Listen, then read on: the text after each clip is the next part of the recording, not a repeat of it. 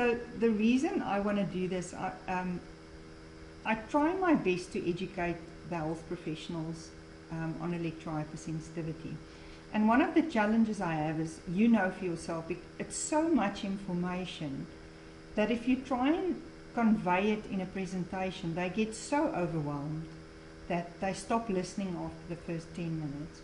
And I think if we can distill it down to the essence in one page or one model, and maybe you can help me develop this model, I'm sure you can, then I think we can use this when we educate people and say, this is the basis, you know.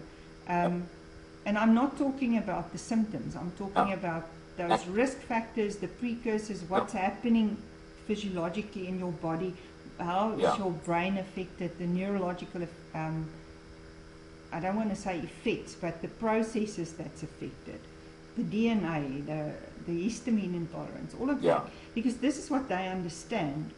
If you can get the medical jargon in there and they understand these are the physiological processes taking place, I think we might get through. Yeah, and I've always thought about that. It should be like in an aircraft, you have a checklist, and it should be condensed and very short as possible. And the medical doctor should just use the checklist either on paper or in their mind already if they have been trained well enough.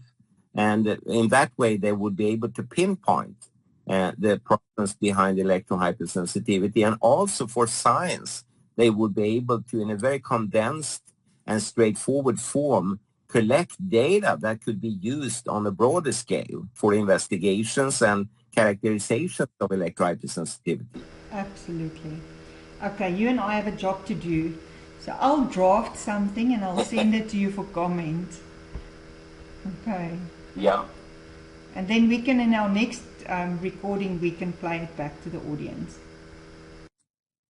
Yes, indeed. And at the next recording, I also have a few other things that is not related to this, but is exciting. So it's a cliffhanger. I will not tell you now, but in the next recording.